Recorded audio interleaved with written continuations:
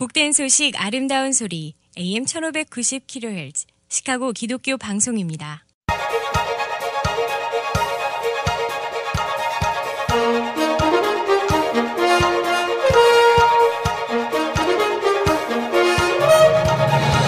김정일 해설위원의 시사 해설. 세상을 넓게 봅니다. 삶의 지평이 넓어집니다.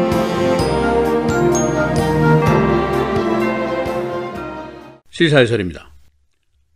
과연 누구의 소행인가? Who done it? 이 질문이 꽤 심각합니다. 뉴욕타임스 기고란에 실린 익명의 기고문을 과연 누가 썼는가? 이 질문입니다.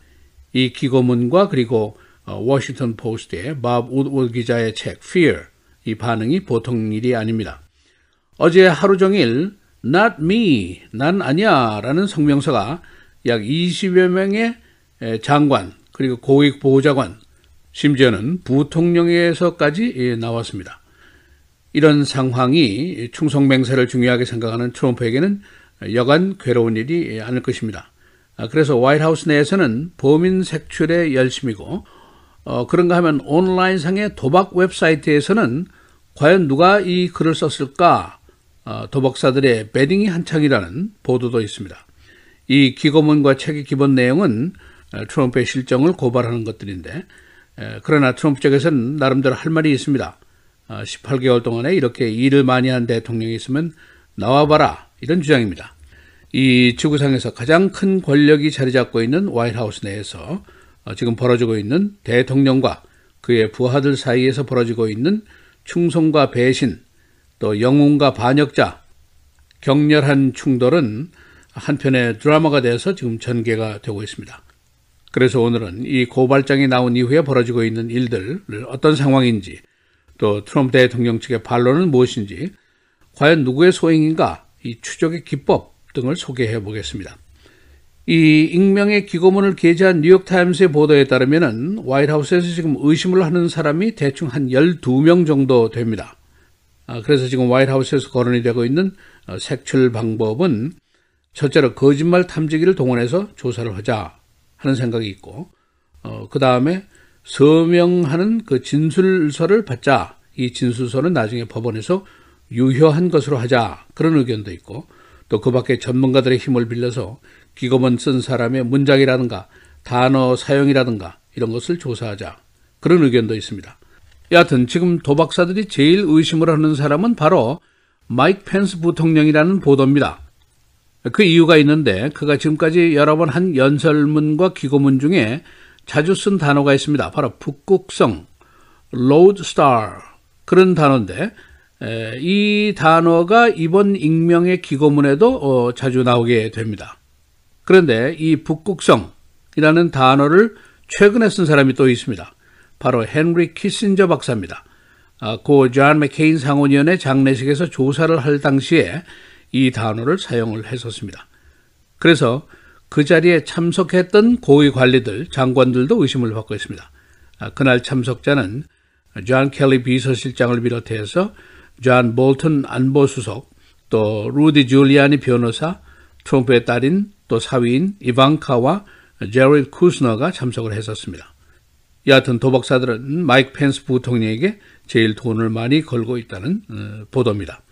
이 트럼프 대통령으로서는 매우 참기 힘든 상황일 겁니다. 자신의 수하에서 충성을 보여야 할 자들 중에 배신자가 있다는 것, 그의 성격상으로 용납할 수가 없는 일입니다. 그래서 그가 이 익명의 기고가를 반역자라고 트윗을 통해서 공격을 했습니다. 또 그의 측근들도 그를 거들고 있는데, 마이크 폼페이오 국무장관 같은 사람은 누구든 비겁하게 굴지 말고 나와라, 싫으면 사직해라, 그런 스테이트먼트를 발표했고, 조지 W. 부시 당시에 화이트하우스의 정치 수석 보좌관을 했던 세라 페이건 같은 사람은 트럼프가 싫든 좋든 합법적으로 선출된 대통령이다. 그는 자신의 안건과 보좌관들의 지지를 받을 권한과 자격이 있다. 고로 익명의 저자는 자신을 밝히고 사임을 해라 라고 주장을 했습니다. 이 뉴욕타임스가 게재한 익명의 기고문 내용은 조용한 저항 세력이 화이트하우스에서 활동을 하고 있는데, 트럼프의 안건을 방해하고 그의 몰락을 기다린다. 그 이유는 그의 변덕과 무식함과 충동적인 태도가 국정을 크게 그르치고 있기 때문이다. 그런 주장입니다.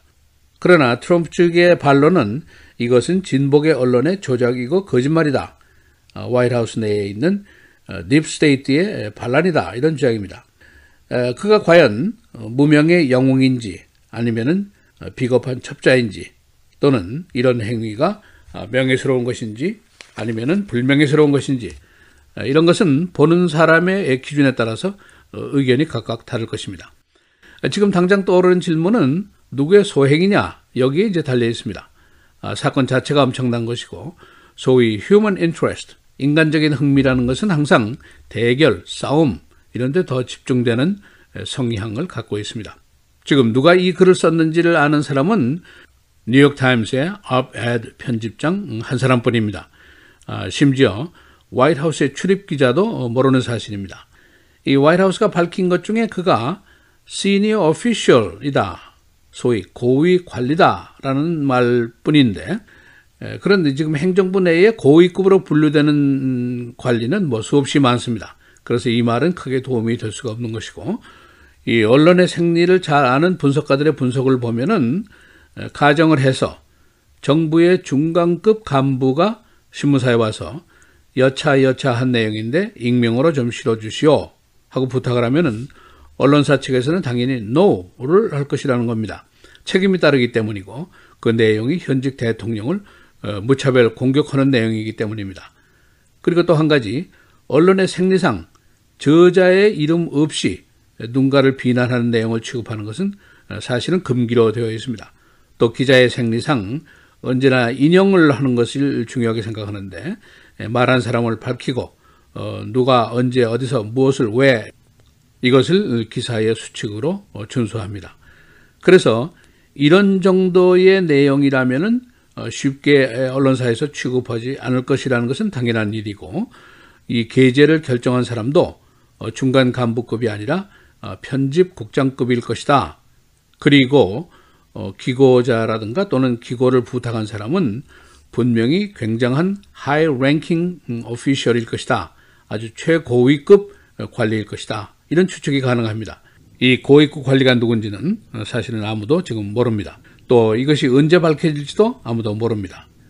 지난 워터게이트 때 이번에 Fear라는 책을 출간한 밥 우드워드 기자에게 특정을 주었던 사람이 그 별호가 당시에 딥 스로트였습니다. 내부 고발자가 있었는데 그는 닉슨 당시에 그러니까 1972년도입니다. FBI의 부국장을 역임한 마크 펠트였습니다. 그가 내부 고발자였던 것은 사건 이후 31년 만에 밝혀졌는데 그것도 가족의 변호사에 의해서 밝혀졌습니다. 당시에 그는 기억 상실증을 앓고 있었습니다. 시사해설 김정일입니다.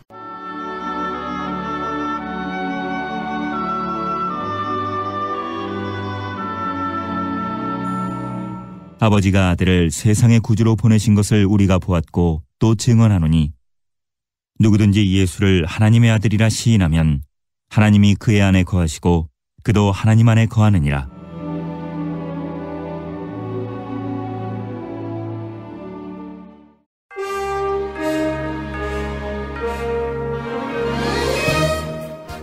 (9월 7일) 금요일 헤드라인 뉴스입니다. 트럼프 대통령은 어제 몬타나주 블링스에서 열린 선거 유세 집회에서 내가 탄핵되면 투표하러 나가지 않은 당신들 잘못이라고 목소리를 높였습니다. 그는 투표를 하러 나가지 않으면 정말 그런 일이 벌어질 것이라며 이번 중간선거는 단순히 후보자에게 투표하는 것이 아니라 어느 정당이 의회를 지배할지를 투표하는 것이라고 강조했습니다. 그는 이번 유세에서도 어떻게 잘하고 있는 사람을 아무 잘못도 없는 사람을 탄핵할 수 있느냐며 지금 우리 경제는 좋다고 자신에 대한 탄핵의 부당함을 거듭 강조했습니다. 트럼프 대통령과 백악관 대변인 등은 뉴욕타임스에 익명의 고위 당국자가 누구인지 공개하라고 촉구했습니다. 트럼프 대통령의 부인인 멜라니아 여사도 이례적으로 성명을 내고 기고자 당신은 이 나라를 보호하는 것이 아니라 비겁한 행동으로 파괴하고 있다며 정체를 밝히라고 요구했습니다. 백악관 주변에서는 익명 귀고문 작가로 고위 당국자 다수가 용의선상에 오르내리고 있습니다. 국내 실업률이 2달째 3%대에 머물렀습니다. 중앙은행인 연방준비제도가 사실상 완전 고용 상태로 평가하는 수준입니다. 노동부는 지난달 비농업 일자리가 20만 1000개 증가한 것으로 집계됐다고 오늘 밝혔습니다. 실업률은 3.9%를 유지했으며 임금은 2009년 이래 가장 높은 2.9%로 지난해에 비해 증가했습니다. 어제 오하이오주 신시내티 도심의 파운틴 스퀘어에서 발생한 총기 난사로 최소한 3명이 숨지고 2명이 부상을 입었습니다. 부상자 2명 중 1명은 중태에 빠졌으며 다른 1명도 중상을 입은 것으로 전해졌습니다. 총격범도 현장에서 사망했습니다. 나이키가 NFL 정규 시즌 개막 방송 시간대에 무릎 꿇기 시위를 이끈 운동선수를 발탁해 논란이 된 30주년 광고를 내보냈습니다. 콜린 캐퍼닉 전 NFL 선수를 발탁한 나이키는 그의 나레이션을 바탕으로 한 2분여 광고 드림 크레이지를 공개했습니다. 트럼프 대통령은 오늘 무릎 꿇기 시위를 주도한 선수를 광고 모델로 쓴 나이키를 향해 불편한 심기를 나타냈습니다. 시카고 비얼스가 이번 썬데이에 시즌 첫 게임을 그린베이와 갖게 됩니다. 비얼스는 금년 시즌을 위해 라인베커의 카렐 맥 등 선수 여러 명을 보강했는데 맥의 계약금은 6년간 1억 4천만 달러, 이는 NFL 수비수 중 최고 연봉입니다. 라마 매뉴얼 현 시카고 시장의 재선 포기 발표 이후 잠재적인 시장 경선 후보들이 계속 등장하고 있습니다. 현 연방 하원의원인 루이스 구테레즈와 마이크 퀴글리 그리고 변호사 게리 치코 등이 시장 선거 참여를 고려 중인 것으로 보도됐습니다. 구테레즈와 치코가 후보로 나설 경우 2명의 라티노 후보가 대결하게 됩니다. 살인 혐의로 재판을 받고 있는 시카고 경찰관 벤 다익이 어제 보석금을 지불하고 출감했습니다. 담당 판사는 그의 최근 언론사와 인터뷰에 대한 규칙 위반 벌금으로 보석금 2,000달러를 부과했는데 이는 검찰이 요구한 액수보다 훨씬 적은 금액입니다. 재판부는 배심원 선정 작업을 진행하고 있습니다. 날씨입니다.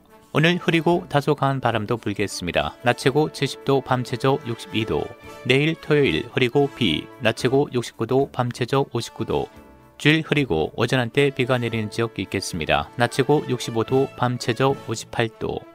다음 주 월요일 맑고 쾌청한 날씨 보이겠습니다. 낮 최고 75도, 밤 최저 55도입니다.